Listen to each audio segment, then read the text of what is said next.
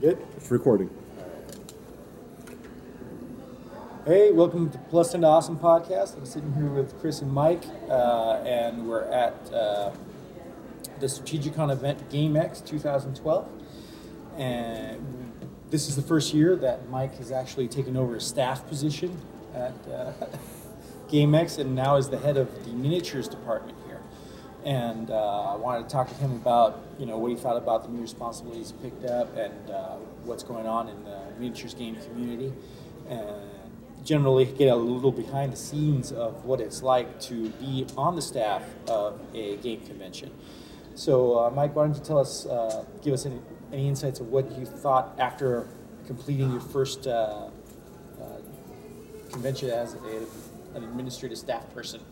A lot of paperwork, especially now that they're doing so much more demographics about who's playing what, who signs up for what and doesn't show up, things like that.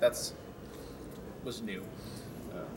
And unfortunately we had a couple of events that just didn't go off, last second cancellations, which there was a 30 Years War religion theme game I really wanted to see, but he had to cancel. A lot of fun HMMGS stuff.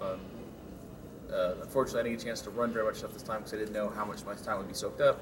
Now I've got a better handle as far as what needs to be done, so I think we work a few more of the bigger games back into the schedule.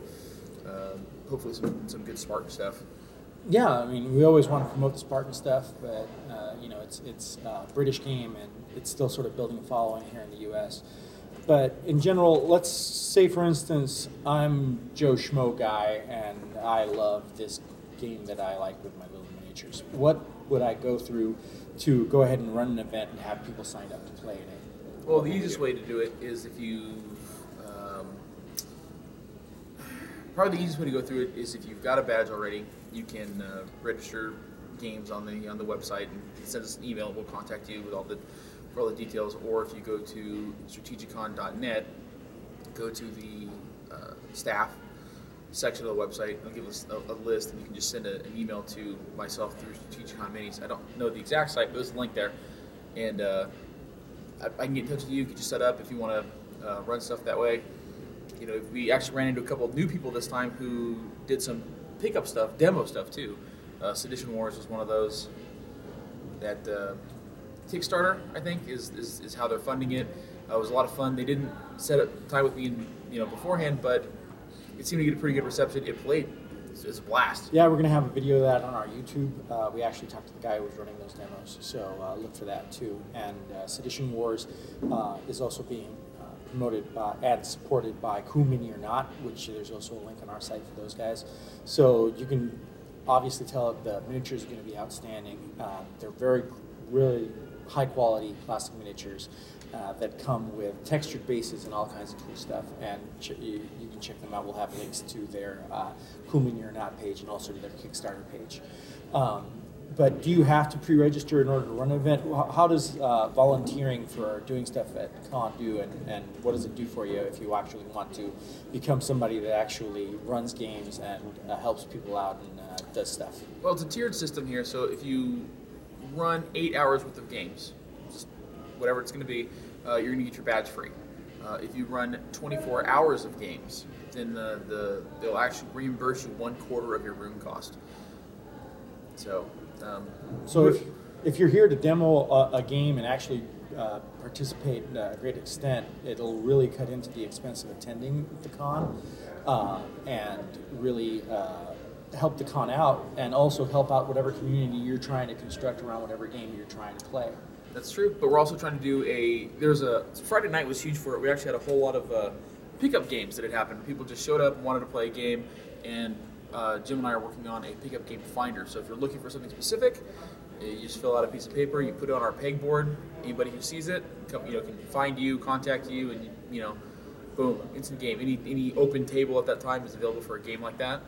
Which is great for people that don't want to invest a whole lot of time in trying to run demos or trying to run a game, and also great for people that don't know how long they're going to be able to attend, or if they're going to be able to attend con, to be able to just show up on whatever day they want and be able to run whatever game they want, and have our assistance in finding people that will want to play that game with you. Yeah, but the best thing is if you want to do something like that, especially if it's kind of a more, maybe an obscure game. No, I don't want to say obscure, but lesser known, not one of the big, games that you see in every game store. It's a little bit better if you do get it through the website, submit an event, get it in the book, kind of a thing, so people can know. This was one of those days where there was usually a BattleTech game here for a long time. A lot of times it's a pickup game, and people just weren't really finding it. We had 5 different BattleTech games this time. It was kind of crazy. Well, BattleTech is really going through a renaissance, I think, right now, and I'm really excited about it. And I've already mentioned a few times on the blog that I'm really excited about MechWarrior Online and it bringing more people to the game. And I was actually trying to get people on the MechWarrior Online community to come on over to the con and see what the origins of their MechWarrior game was, since that game is really being designed around the statistics of the actual board game. But that's one of the things here at the convention is there's a lot of things that you may have heard about or have played video game versions of, or things that you just don't know about, that you'll be able to walk in the door here and just simply be able to discover new things about gaming and discover new things that will blow your mind as far as your entertainment dollar. So that whole pickup game idea is actually a very important idea that we're trying to promote here, to try to get people to just come over here and just play games and show their games to other people. And even if it's a game that doesn't have a lot of backing, like that don't have people like the Press Gang for Privateer Press, or SoCal Malifaux that does a great job of running Malifaux over here and promoting the game, you'll be able to actually try to find people that share the same passion as you, or just go ahead and infect somebody with your passion for whatever game you got. And one of the greatest things about a con is being able to do that kind of stuff. So Chris, you've been coming with us here to the con for quite a few years. You bring your lovely family. It also provides administrative support for everybody here. What did you think about this con? Did you see anything new or interesting that you liked? Or did you have any cool experiences here? I know that you are under the non-disclosure agreement for the next generation of Dungeons & Dragons, so you can't explain much, but can you just very sort of like broadly detail how much fun you had doing that, and how forthcoming the guys over there at Wizards were about trying to get player feedback from their game? Well, the GM had the same packet that I downloaded, so they did the exact same information that I did, so they didn't really have any surprises or anything in that era. I'm surprised there was no questionnaire or anything afterwards. Maybe it's something that was put on their forums. So you played. Did you play a scenario? Is that what you did? We played the scenario that came with the playtest packet. And you can go to Wizards of the Coast and pick that up. It's available to everybody. You have to sign in and do a disclosure thing on that. But right.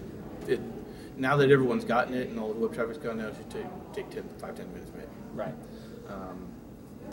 Basically, it seemed exactly what Wizards of the Coast has been talking about for the past couple of months, was that they're looking at all the different versions of D&D and trying to find the best parts of each of them. So, Thaco. No, Thaco was not the best parts of D&D. Oh, my mistake. Yeah. The best parts of D&D was adding die and then adding a number to it. He made it easy.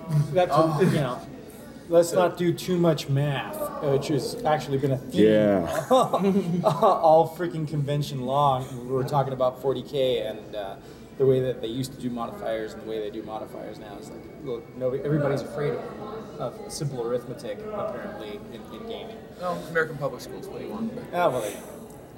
It's not going to be like the old school Starfleet battles where you pretty much had to have 2 doctorates and one of them had to be in hard math in order to be able to understand the game from beginning to end. 2 words: Phoenix Command. Universe. Did you have to have a solid grasp of logarithms to play Phoenix Command? Only if you were shooting at tanks. But yes, the slide rule would not be out of place in that game if you're using anti-tank weapons. That's crazy.